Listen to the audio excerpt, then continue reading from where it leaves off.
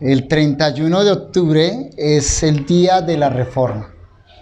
También se conoce como el día de la Biblia, pero en realidad el 31 de octubre quedó marcado en la historia, no solo de la iglesia, sino en la historia de la humanidad, como el día en que Martín Lutero publicó sus 95 tesis en la puerta de la iglesia de Wittenberg, protestando contra las indulgencias papales. Y ese acto, aunque no era la intención de Lutero, Dios lo utilizó para expandir un fuego por toda Europa que resultaría en el movimiento reformador, del cual toda iglesia que no sea católica, por lo tanto protestante, hace parte. Toda iglesia evangélica, toda iglesia protestante es hija de ese movimiento de la Reforma. Eso sucedió hace 504 años, ¿no? 1517. Dios levantó a otros hombres, no fue solo Lutero, fueron varios hombres en Europa, Zwinglio, Calvino, Simons y otros. Levantaron la protesta contra lo que había sido una hegemonía del conocimiento y sobre todo la esclavitud de los hombres bajo el poder papal. Y ellos entendieron que el llamado a la iglesia era para retornar a las fuentes originales. El grito de la Reforma fue ad fontes, o sea, volvamos a las fuentes que no eran otros que las sagradas escrituras, y especialmente en sus idiomas originales. De manera que los reformadores empiezan a estudiar las escrituras. Ustedes de pronto dirán, ¿cómo así que estudiar las escrituras? Sí, en la Edad Media no se estudiaba las escrituras. Eso había caído en el olvido. Empiezan a estudiar las escrituras y a redescubrir esas verdades maravillosas que habían sido ocultadas, enterradas casi por la tradición eclesiástica. Y la iglesia de tanto en tanto tiene que recordar esas verdades fundamentales. Por eso dijeron que la iglesia reformada siempre se está reformando de acuerdo a la palabra de Dios. Es deber de cada generación volver a la Biblia y volver a examinar esas verdades centrales, fundamentales del cristianismo. El común acuerdo de los reformadores se sintetizó en lo que ahora se conoce como las 5 solas de la Reforma protestante. Se le llama las 5 solas porque son 5 breves expresiones que enfatizan la palabra solo o sola, mostrando que el cristianismo es exclusivo y excluyente. Las 5 solas son sola escritura, y por ahí teníamos que comenzar, ¿no? Por la sola escritura. Hacer de la Biblia la única fuente de autoridad para la iglesia, no las tradiciones, no lo que dijera el Papa, no lo que hubieran dicho los padres apostólicos, sino sola escritura. Cuando los reformadores colocan la sola escritura como la única fuente de autoridad para la iglesia, entonces se rescata la verdad de un evangelio que está centrado en Dios. De manera que la segunda sola es sola fe. Sola fe, es decir, la salvación es solo por la fe. No hay otro instrumento como la Iglesia Católica había inventado, como los sacramentos o la mediación de la iglesia o la mediación de los santos. Sola fe, la gente puede llegar a Dios por la fe, ellos mismos. La tercera sola es sola gracia. La salvación es solo por la gracia de Dios, no se obtiene por los méritos humanos, no hay nada que podamos hacer para obtener la salvación. Es un don de la gracia de Dios y Él lo otorga a quien quiere, cuando quiere y como quiere. La cuarta sola es solo Cristo. Y ya llegamos al punto focal de la verdad del Evangelio, y es que la salvación es solo por Jesucristo. No hay nadie al lado de Jesucristo, no hay mediadores al lado de Jesucristo, no está María, los sacerdotes no son mediadores. A Dios llegamos únicamente a través de Jesucristo, el único mediador entre Dios y los hombres. Y la quinta sola es solo a Dios la gloria. El Evangelio debe promover la gloria de Dios, no la gloria del hombre. Ahí se fundamentó la verdad de las iglesias reformadas. Repito, sola escritura, sola fe, sola gracia, solo Cristo y solo a Dios la gloria. Y en esta mañana quiero hablarles de la sola fe. El mundo compite contra Dios, muchas veces de frente, pero a veces simplemente cambiando las costumbres, cambiando lo que se celebra en esa fecha y la gente va olvidando. Entonces el mundo inventó por ahí el Halloween, luego entonces inventaron el Día del Niño, y a veces los cristianos también andamos en ese rollo que el mundo nos promueve y se nos olvida en verdad por qué es importante esta fecha para nosotros. Entonces creo que es importante recordar esas verdades fundamentales. No podemos hablar de las 5 solas en esta mañana, vamos a hablar de una, vamos a hablar de la sola fe. Y no podemos hablar de todo lo que la sola fe implica, así que vamos a ponerlo en un punto específico. Vamos a hablar en esta mañana de la sola fe y la vida cristiana. Hilando con algo que dije en esta mañana, en la Santa Cena, y tomando como nuestro punto de estudio la epístola a los Gálatas. A los Gálatas. Esta mañana meditamos en Gálatas 2:20, donde Pablo claramente dice que la única manera de vivir la vida cristiana es a través de Cristo, unidos a Cristo. Y es que cuando usted lee la epístola a los Gálatas, se encuentra que Pablo se encontraba sumamente preocupado. Había algo que cargaba su corazón, algo que lo inquietaba sobre todas las cosas, y era el peligro de que esos queridos cristianos, esos queridos hermanos que habían comenzado bien la carrera cristiana, fueran desviados de la fidelidad a Cristo y finalmente entonces se perdiera la obra que había hecho entre ellos. Los judaizantes estaban detrás de la obra que Pablo hacía, siempre persiguiendo, siguiendo los rastros de Pablo. Y eso habían hecho en otras ciudades, pero particularmente en Galacia.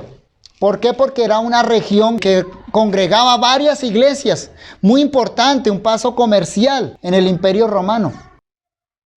Llegan allá a Galacia y empiezan a atacar la sola fe. Empiezan a decirle a los creyentes que habían puesto su fe en Jesucristo que no era suficiente Jesucristo, que ellos tenían que añadir a la fe, tenían que añadir a Jesucristo, que ellos tenían que guardar los ritos antiguos, que ellos tenían que guardar la circuncisión, que ellos tenían que guardar la ley para ser aceptados por Dios. Pablo, con su típico celo, no se podía quedar quieto. Y entonces escribe esta epístola, que es la epístola más dura del Nuevo Testamento. Más fuerte. Quiere sacudir a los creyentes, mostrarles la insensatez de comenzar por la fe y continuar por las obras, de comenzar por el Espíritu y continuar por la carne, de comenzar por Cristo y luego acudir a otros medios. Y por eso el mensaje de Gálatas fue tan importante en la época de la Reforma, pero también es importante para nosotros. Martín Lutero solo encontró paz en su corazón cuando entendió que esa verdad expresada en Romanos 1:17 era una verdad para él, pero que era una verdad que proclamaba la justicia que Dios provee por medio de Jesucristo. Martín Lutero había leído varias veces Romanos 1:17, porque en el Evangelio la justicia de Dios se revela por fe y para fe, como está escrito, mas el justo por la fe vivirá. Él había leído varias veces esa declaración, pero siempre que leía el justo, ¿saben qué pensaba?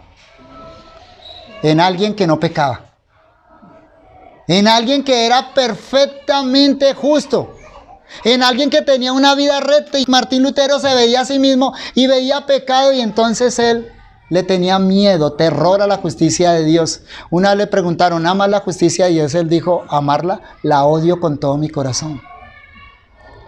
Porque cuando leía ese texto, y así le habían enseñado a leerlo, él decía, el justo por la fe vivirá. Se veía él, y él era pecador. ¿Cómo es posible que el justo viva si yo soy pecador?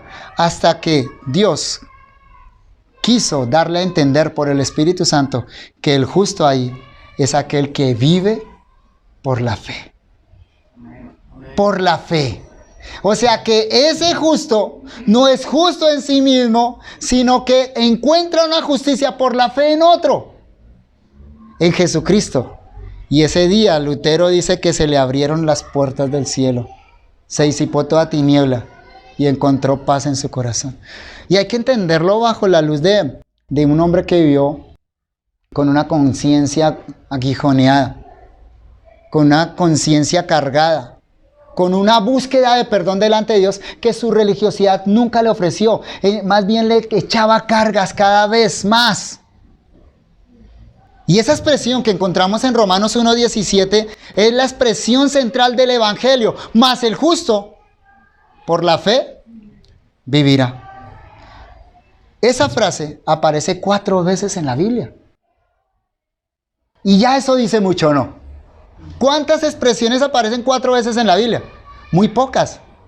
Esta expresión aparece originalmente en Habacuc 2:4. El que la acuñó, el que la dijo por primera vez fue el profeta Habacuc, allá en el siglo VI antes de Cristo.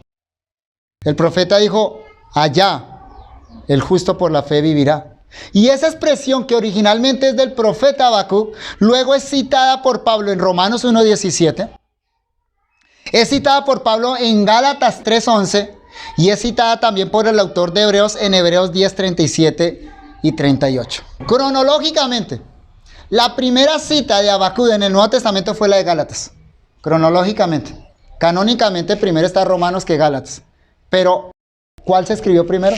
Fue la epístola a los Gálatas. La cita original, como les dije, es de Habacuc. Y no lo vamos a leer, déjenme recontar rápidamente lo que significa la cita de el justo por la fe vivirá en Habacuc. El profeta estaba viendo gran maldad en medio de Israel. Y le pregunta a Dios, Dios, ¿no ves toda la maldad que hay acá en tu pueblo? ¿No haces nada?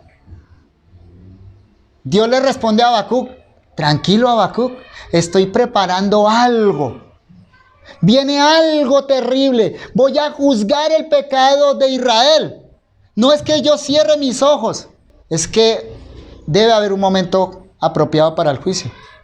Y Dios le revela a Habacuc que va a traer a una nación impía, los caldeos, para que castiguen a Israel por su pecado. La reacción de Habacuc no podía ser otra. Y claro, en cierta medida se alegra por el juicio que va a venir contra el pecado en medio de su pueblo, pero le pregunta una cosa a Dios. Dios, ¿cómo así que vas a mandar al más impío a castigar al menos impío? Es decir, Israel era malo, pero no tan malo en la perspectiva de Habacuc. Y Dios iba a mandar a una nación impía, a los caldeos. Y Habacuc le pregunta a Dios, ¿cómo es que tú envías al impío para castigar al que es justo? Se le hace un cortocircuito teológico allá a Habacuc. ¿Cómo esto es compatible con la justicia de Dios? Que Dios utilice un instrumento impío para castigar a alguien que sí es malo, pero no es tan malo finalmente. Y la respuesta de Dios a Habacuc, ¿saben cuál es? Mas el justo por la fe vivirá. En ese contexto de Habacuc, eso significa 2 cosas. Primero, la fe es contraria a la arrogancia humana. Ningún hombre, ni judío, ni impío, ni caldeo, ni israelita se puede parar delante de Dios con orgullo y decirle a Dios, yo soy justo. Eso es simplemente orgullo. Y la salvación requiere fe. ¿Y sabe qué tiene la fe? ¿Cuál es el contenido de la fe? Un vaciamiento de nosotros. Es decir, cuando nos acercamos por fe a Dios, le estamos diciendo a Dios, yo no tengo nada, no hay nada en mí para ser salvo. Vengo para que tú me des todo. Pero en el contexto de Habacuc también significa que aquel que confíe en el acto justo que Dios va a hacer, juzgando a la nación de Israel a través de los caldeos, ese es el que va a sobrevivir al juicio divino. El que se mantenga en pie cuando venga la calamidad, cuando vengan los caldeos a destruir a Israel, confía en que Dios está haciendo un juicio justo, esa persona va a sobrevivir al castigo. Y claro, históricamente sabemos que algunos sobrevivieron al cautiverio. No murieron en el cautiverio. ¿Saben quiénes? Los que se quedaron en Jerusalén. Porque cuando escucharon que venían los caldeos, la mayoría salieron despavoridos. Pero Dios había dicho, el justo por la fe vivirá. Cuando venga el juicio, la única manera que alguien va a estar en pie en el juicio, ¿cuál es? Por la fe. Por la fe. Por la fe. Nadie puede huir del juicio divino. Y la única manera de sobrevivir al juicio es por la fe. Esa es la cita original que encontramos en Habacuc. Ahora, en esa expresión, más el justo por la fe vivirá, encontramos 3 componentes. Primero, ¿de quién se habla? Del justo. Segundo, ¿cuál es el instrumento del justo? La fe, por la fe. ¿Y qué pasa con el justo que tiene fe? El texto dice, vivirá. Ahora, como les dije anteriormente, esa expresión aparece 3 veces en el Nuevo Testamento. Y miremoslos rápidamente. Romanos 1:17. Dice Pablo, porque en el Evangelio la justicia de Dios se revela por fe y para fe, como está escrito, mas el justo por la fe vivirá. En esta cita, el énfasis de Pablo recae en el justo. ¿Por qué digo eso? Bueno, porque el tema central de la carta a los romanos es la justificación por la fe. El tema central. ¿De qué habla Pablo en Romanos? Habla de que el hombre solo puede ser perdonado delante de Dios, solo puede ser declarado justo delante de Dios por la fe. Todo hombre es impío, todo hombre merece el castigo divino, todo el mundo merece estar separado de la gloria de Dios.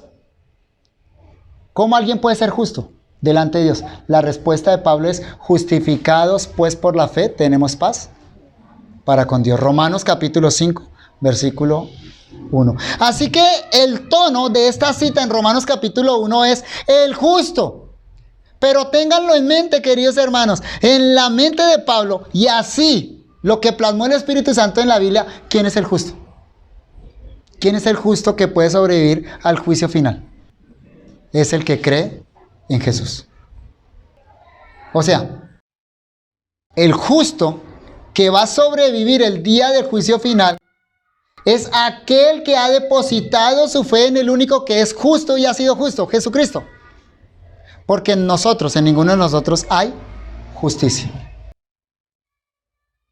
Si buscamos el camino de la salvación por las obras, porque yo me porte bien, porque yo sea justo, ¿sabe qué va a suceder el día del juicio final?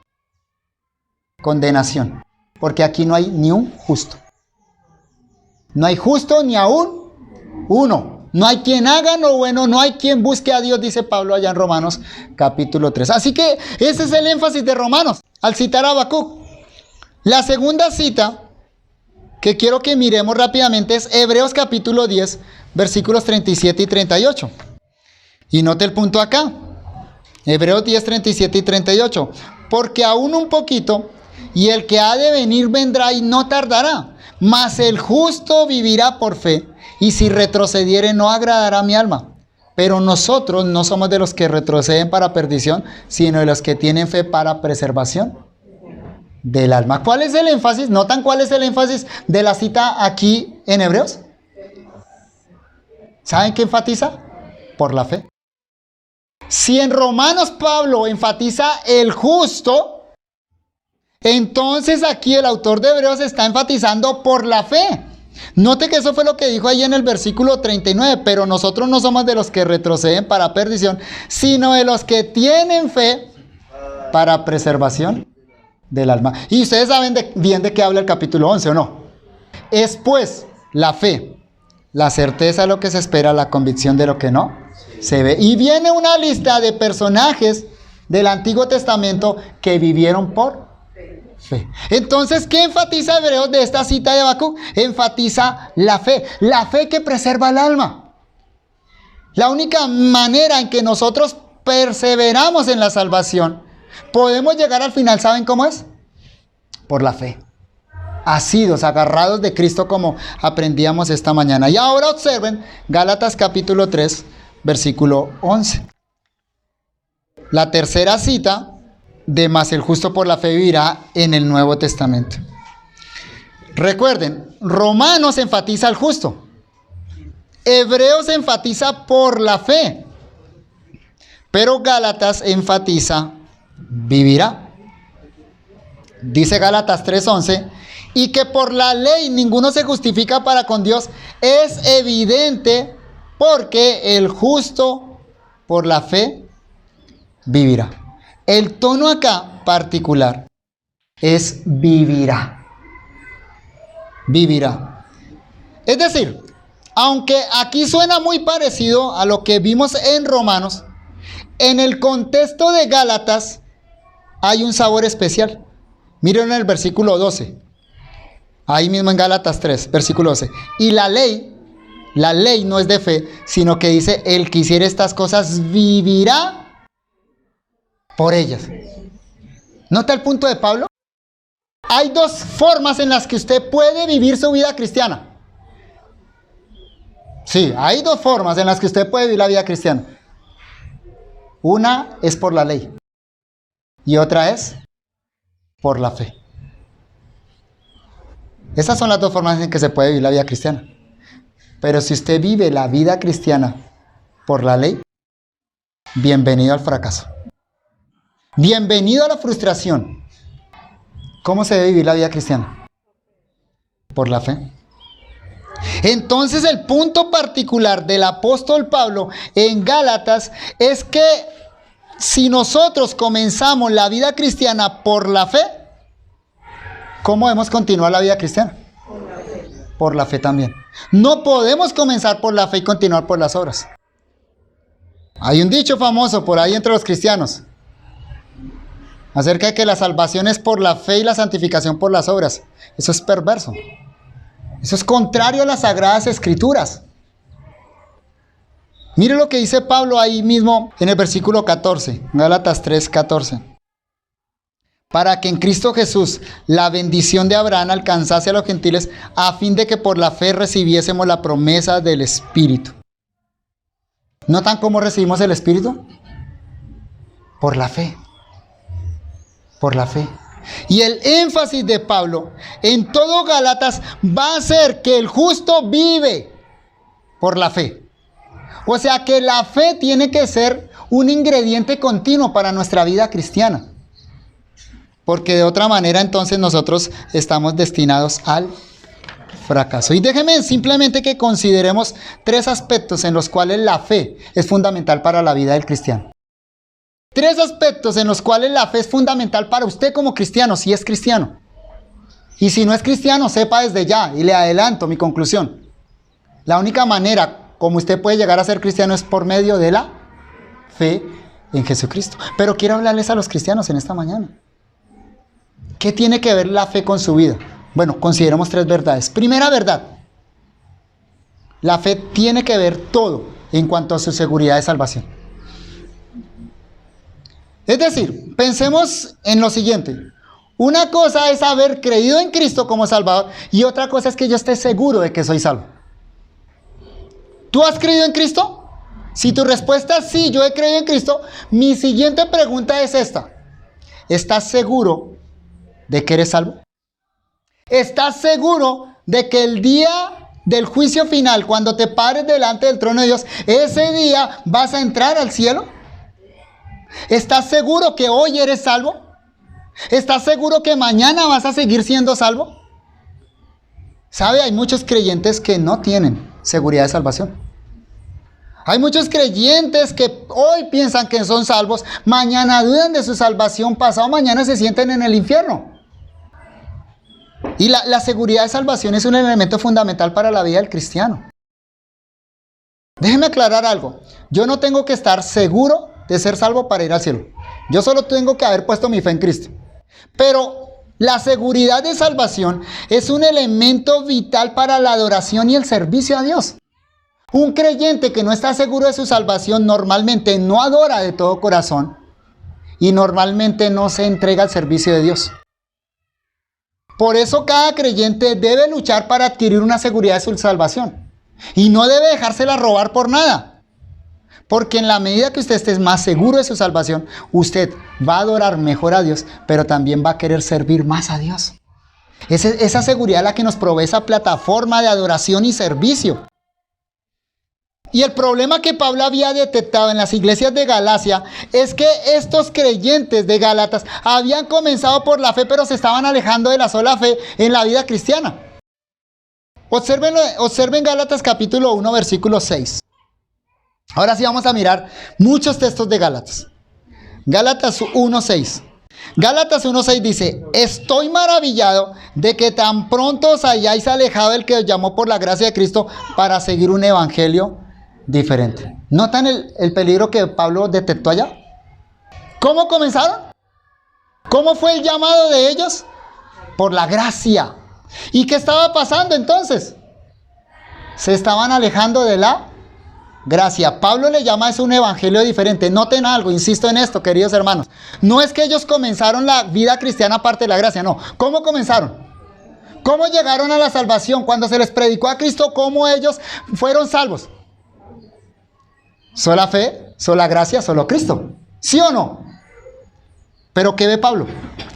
¿Cuál es el evangelio diferente que se le está predicando a ellos? ¿Saben cuál es el evangelio diferente?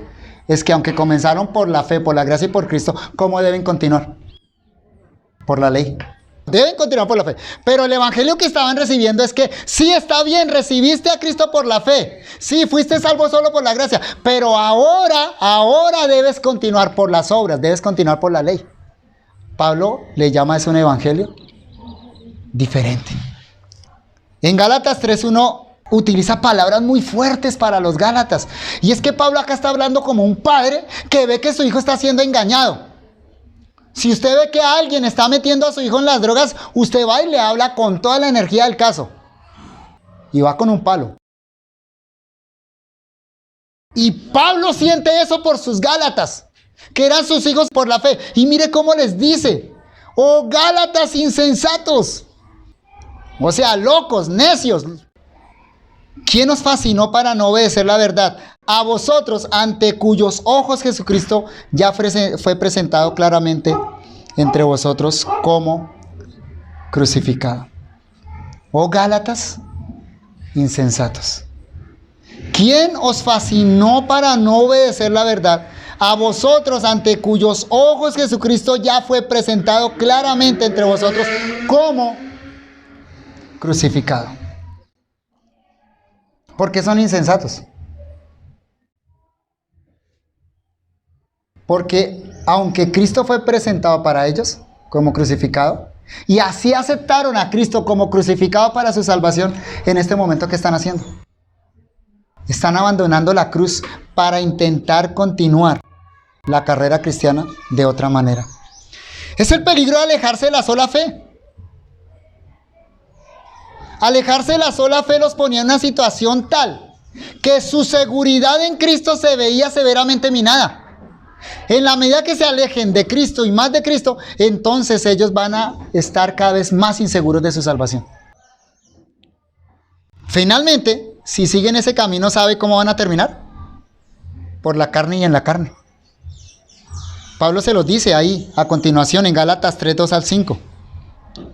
Esto solo quiero saber de vosotros. ¿Recibisteis el Espíritu por las obras de la ley o por el oír con fe? Respuesta. ¿Cuál es la respuesta que Pablo espera ahí? ¿Cómo recibieron el Espíritu? ¿Por las obras de la ley o por el oír por fe? ¿Cómo usted recibió el Espíritu Santo? ¿Cómo usted fue salvo? ¿Por las obras de la ley? ¿Por guardar la ley? No, por el oír con fe.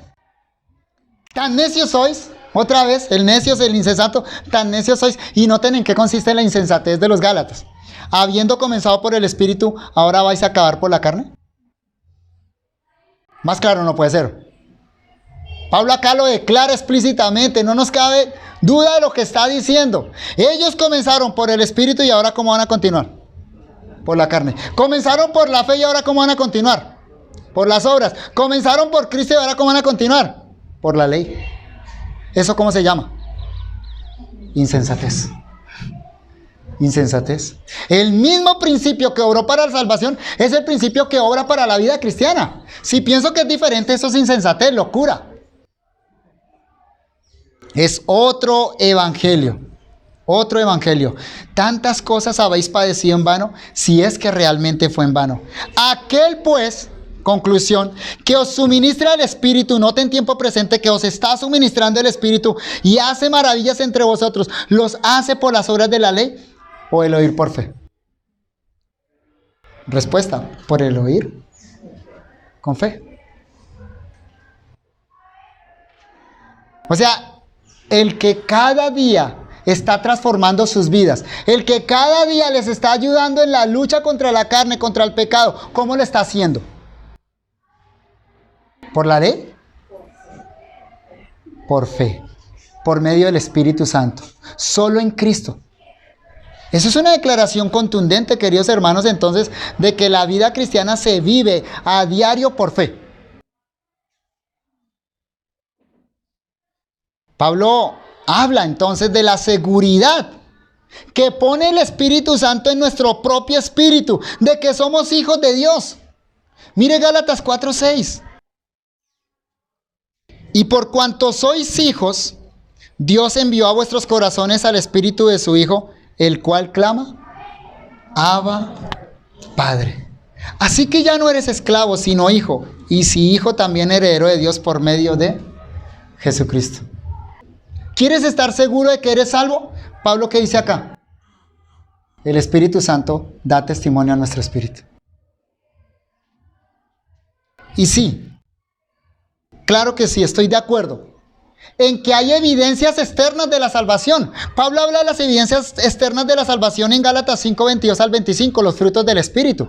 No lo voy a leer, pero Pablo dice allá que la evidencia de que el Espíritu está operando en alguien es el fruto. Amor, gozo, paz, paciencia, benignidad, etcétera. Las 9 características del fruto del Espíritu. Eso tiene que ser evidente en alguien que dice que es de Cristo.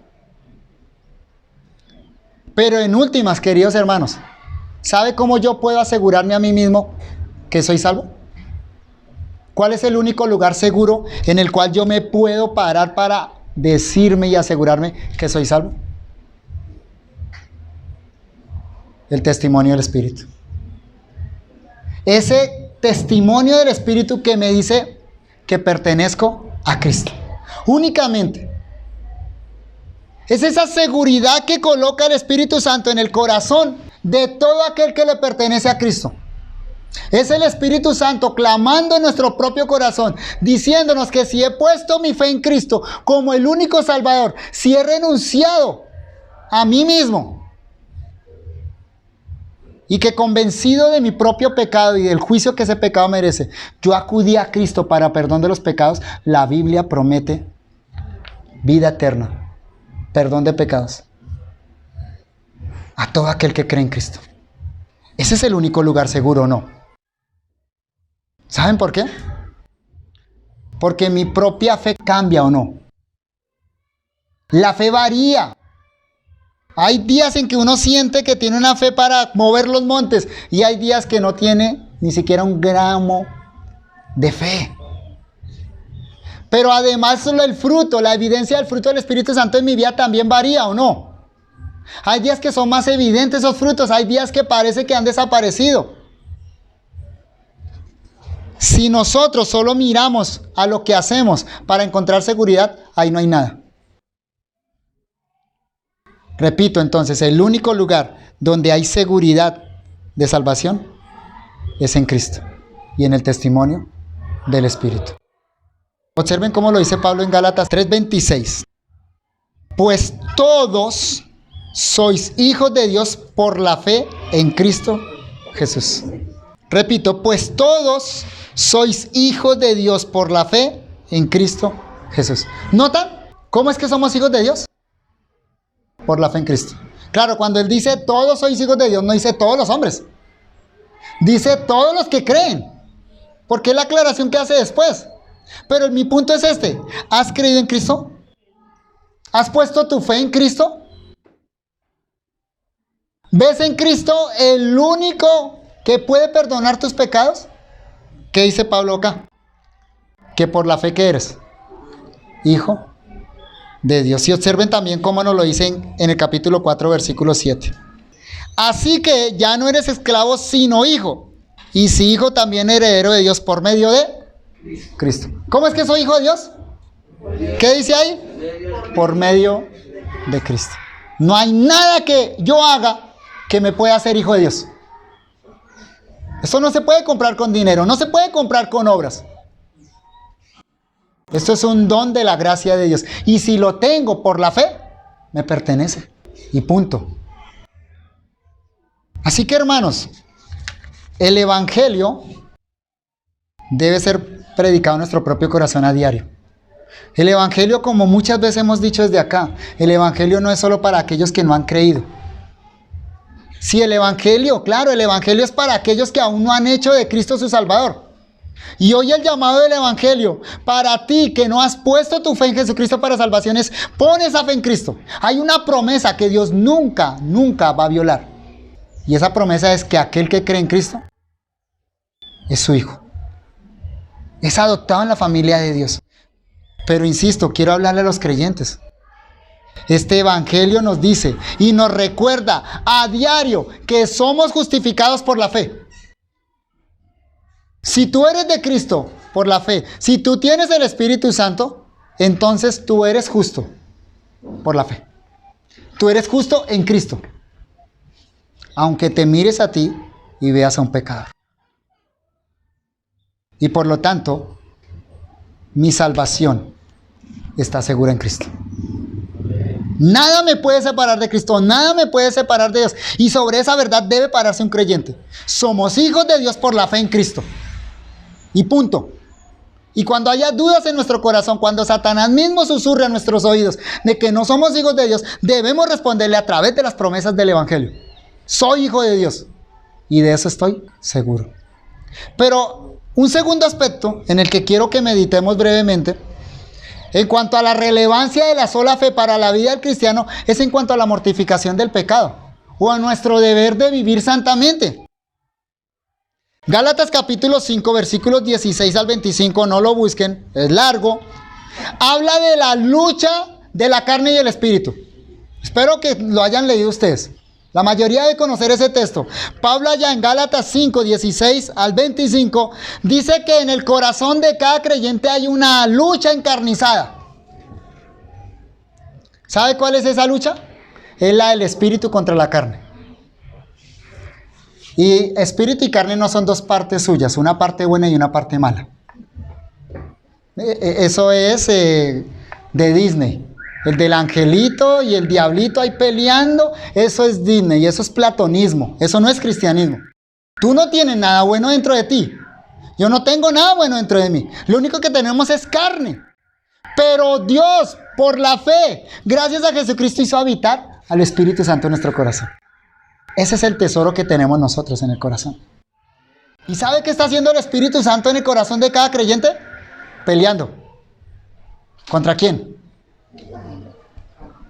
Contra mi carne, contra mí mismo, peleando para formar a Jesucristo. Por eso Pablo dice en Gálatas 4:19, ese sí búsquenlo por favor. Pablo dice, hijitos míos. Sí, es el mismo Pablo que dijo antes, oh Gálatas insensatos. ¿Notan por qué les dice así? Porque son sus hijitos, no quiere que se los roben, no quiere que se los engañen. Hijitos míos, por quienes vuelvo a sufrir dolores de parto hasta que Cristo sea formado en vosotros. ¿Cuál es la finalidad de la vida cristiana?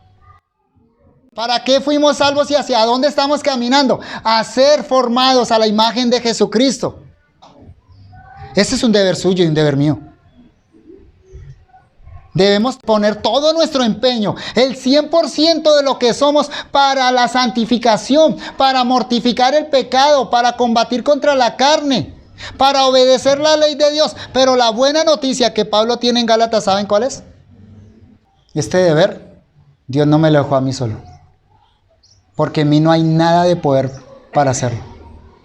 La buena noticia, lo que Pablo quiere enfatizar acá, es que el poder para obedecer el mandamiento de Dios, el poder para poder luchar contra el pecado, el poder para poder obedecer la ley de Dios, ¿sabe de quién proviene?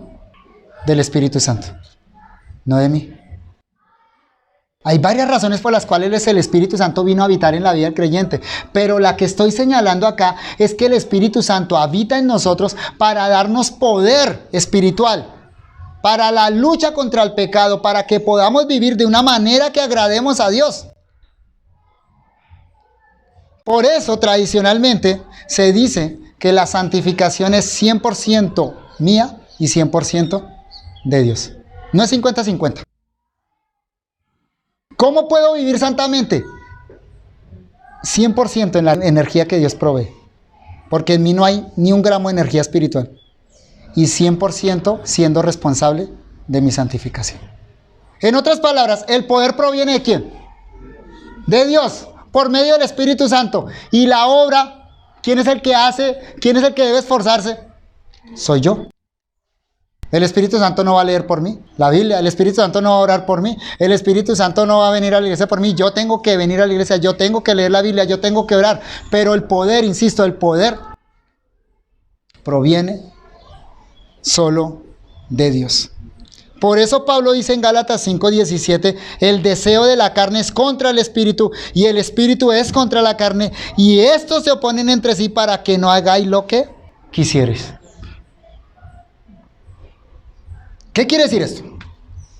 Esto quiere decir que si usted y yo podemos vivir la vida cristiana a diario, podemos mortificar el pecado, podemos luchar contra Satanás, podemos luchar contra el mundo, es por causa del Espíritu Santo que está en nosotros.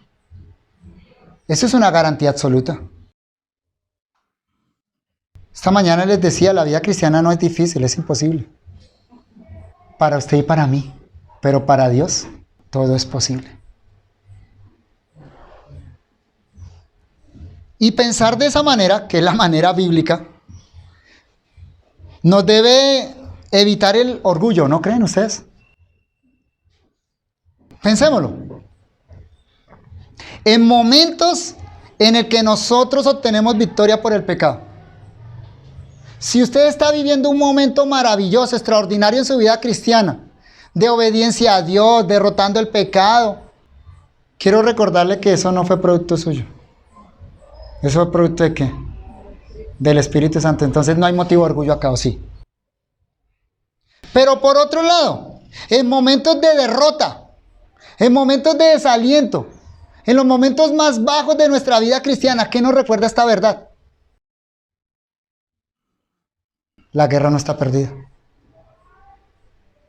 Dios todavía sigue dando fuerzas al verdadero creyente, porque el Espíritu no nos abandona. No nos abandona.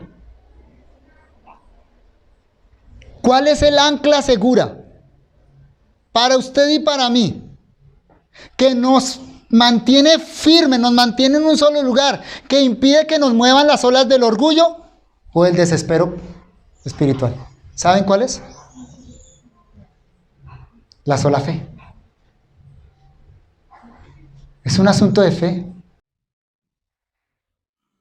Fe en lo que Dios prometió en Cristo y lo que hace a través del Espíritu Santo en nuestras vidas. Mire estas verdades que dice Pablo en Gálatas. El cual se dio a sí mismo por nuestros pecados para librarnos del siglo malo. ¿Escucharon? El cual se dio a sí mismo, Cristo se dio a sí mismo por nuestros pecados para librarnos del presente siglo malo. ¿Sabe quién nos libra del presente siglo malo? Cristo. Nosotros no podemos librarnos. ¿Pero para qué se dio Cristo? Para librarnos.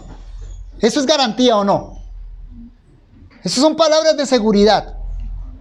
Gálatas 2:20 que leímos esta mañana. Con Cristo estoy juntamente crucificado y ya no vivo yo, más vive Cristo en mí. Y lo que ahora vivo en la carne, lo vivo en la fe del Hijo de Dios, el cual me amó y se entregó a sí mismo por mí.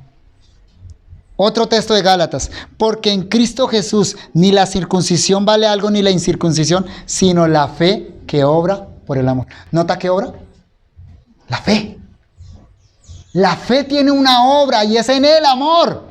Basada en el amor, pero es la fe que obra. No es un asunto de su fuerza o mi fuerza, es un asunto de la fe puesta en Cristo. En otro texto, Pablo dice, andad en el Espíritu y no satisfagáis las obras de la carne. ¿Sabe cómo la única manera en que no satisfacemos las obras de la carne?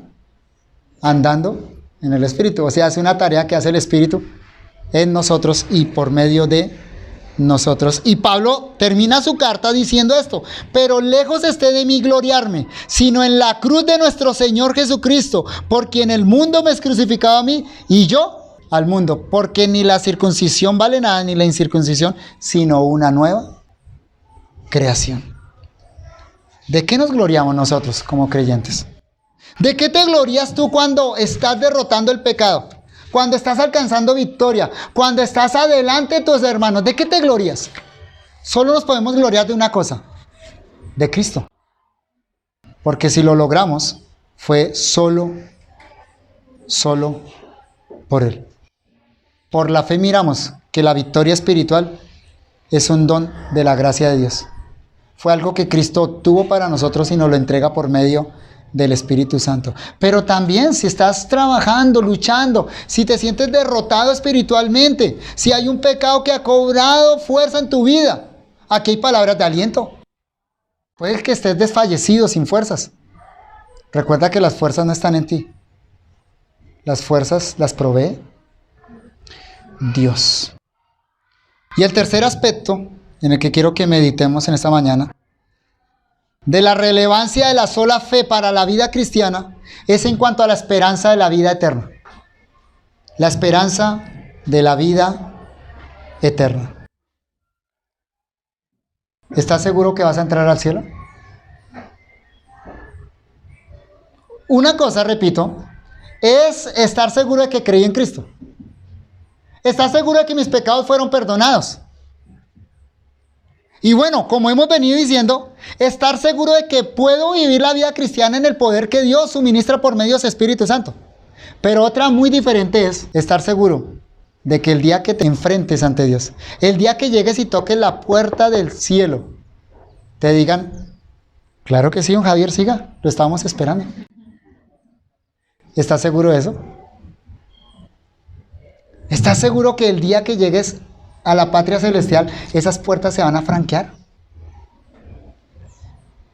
Hay creyentes que no están seguros de eso.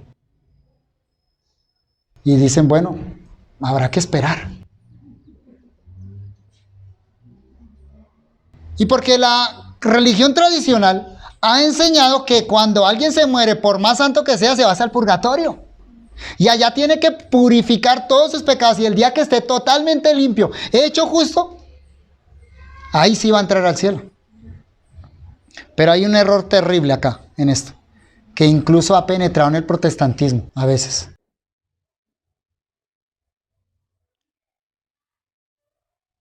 ¿Cómo vas a entrar al cielo si tú sigues siendo pecador? Déjame recordarte algo. Al cielo solo va a entrar gente santa. Y santa, santa. No con un gramito de pecado, no. En el cielo no entra nada inmundo. Sin santidad nadie verá a Dios. Tú tienes que ser perfectamente santo para entrar al cielo. Una cosa es estar acá en la tierra y estar trabajando, luchando contra el pecado. Una cosa es estar acá y saber que aunque hemos sido regenerados, seguimos luchando con el pecado. Pero el día que golpee las puertas del cielo, Dios va a decir, aquí no entra nada, nada, nada, nada inmundo. Si tú tienes un solo pecado, no entras acá. Tienes que ser, el día que entres al cielo, tienes que ser completa y perfectamente santo. Y eso es cierto, mis queridos hermanos. La solución católico-romana fue el purgatorio. Muchos años donde uno va purgando y se va limpiando. Como si lo metieran en remojo allá para que afloje el pecado y lo van limpiando. Pero a veces la solución dentro del protestantismo ha sido un legalismo despiadado. Llegando al perfeccionismo. Aquellos que dicen que es posible ser perfecto acá en la tierra, alcanzar un nivel de santidad, que lo único que me falta es entrar al cielo. Y camino de puntas. Creando incluso estatus dentro de la iglesia, aquellos que han sido santificados y esos otros pobres miserables que todavía luchan contra su pecado. Eso es una perversión. Eso no es bíblico. Y eso es despiadado, porque ningún ser humano, el día que muera, va a ser perfecto. Así que vuelvo y te pregunto, ¿estás seguro que el día que llegues a las puertas del cielo, vas a entrar al cielo? Y espero que tu respuesta sea sí, pero sobre las bases correctas. Ese día no vamos a entrar al cielo con base en nuestras obras. Incluso las obras que hicimos como creyentes. Porque todas las obras que hagamos como creyentes son imperfectas. Recuerden que una buena obra no solo se conforma externamente, sino internamente a la ley de Dios. No es solo que yo haga el bien externo, sino que lo haga con el corazón correcto para la gloria de Dios. Nosotros no podemos hacer una sola obra perfecta. Todas nuestras obras están plagadas de imperfección. Tampoco vamos a entrar al cielo porque fuimos buenos cristianos, porque cumplimos todos nuestros deberes cristianos. Porque es que yo nunca falté a la iglesia, porque es que yo serví en la iglesia, porque yo era la mano derecha del pastor, porque yo ofrendé mucho en la iglesia. Eso no va a servir de nada ya ese día. Aunque eso tiene que hacer un creyente. Pero algunos creyentes hacen esas obras pensando en eso, no. Soy hijo de Dios, pero tengo que tener obras para entrar al cielo. La fe, recordemos, es contraria al orgullo humano. Así que si hemos de recibir la herencia, no puede ser por merecimiento propio. ¿Cómo es entonces que recibimos la herencia? Miren lo que dice Pablo en Gálatas 3:18, Gálatas 3:22, Gálatas 3:29, Gálatas 4:7 y Gálatas 5:5. Les leo todos los textos de corrido. Porque si la herencia es por la ley, ya no es por la promesa, pero Dios la concedió a Abraham mediante la promesa. ¿Cómo es que obtenemos la herencia? Por la promesa. ¿Y cómo adquirimos la promesa? Por la fe. Dios se la hizo a Cristo, Cristo la obtuvo y Cristo nos la da a nosotros por la fe. Mas la Escritura encerró todo bajo pecado para que la promesa que es por la fe en Jesucristo fuese dada a los creyentes. ¿Cómo recibimos la promesa? Por la fe. Es por la fe en Jesucristo. Y si vosotros sois de Cristo, ciertamente el linaje de Abraham sois y herederos según la promesa. ¿Notan ese lenguaje de Pablo en Gálatas? Así que ya no eres esclavo, sino hijo. Y si hijo, también heredero de Dios por medio de Cristo. ¿Sabe quién obtuvo la herencia? Cristo. Ya, Él la obtuvo. Él hizo todo lo que se necesitaba para adquirir esa herencia. Y la comparte con todos aquellos que le pertenecen. Y pues nosotros, por el Espíritu, aguardamos por fe la esperanza de justicia. Aguardamos por fe la esperanza de justicia. O sea, por fe sabemos que ese día vamos a ser justos. Porque estamos en Cristo. Es un asunto de fe. Por la fe, hermanos. Por la fe abrazamos la esperanza de la vida eterna y estamos confiados que el día que nos presentemos en las puertas del cielo va a salir de la boca de Dios un bien, buen siervo y fiel. Sobre poco has sido fiel, sobre mucho te pondré. Entra en el gozo de tu Señor. Y sabe que ese día yo me voy a mirar y voy a decir, bien, buen siervo y fiel. Debe ser, le está diciendo al que está atrás, en la fila. Y Dios va a decir, no, sí, tú, siervo bueno y fiel. Y yo le voy a decir, Dios, no, yo no fui. Te estás equivocando, Dios, estás hablando de otro, no soy yo. Y Dios va a decir, sí, tú. Entra en el gozo de tu Señor. ¿Por qué, Dios? ¿Por qué? Yo no lo veo. Y Él va a decir, por Cristo. Porque Cristo es mi siervo bueno y fiel. Y tú estás en Cristo. Y en Cristo eres siervo bueno y fiel. Entra en el gozo de tu Señor. Así que la sola fe tiene que ver con nuestra seguridad de salvación. Solo podemos estar seguros de nuestra salvación por fe. La sola fe tiene que ver con nuestro deber de mortificar el pecado y santificarnos, y eso es solo por fe. Y la sola fe tiene que ver con la esperanza de la vida eterna. Por fe abrazamos el cielo y decimos, me pertenece. Y allí estaremos, solo por fe, solo por gracia, solo por Cristo. Solo a Dios sea la gloria por los siglos de los siglos. Amén.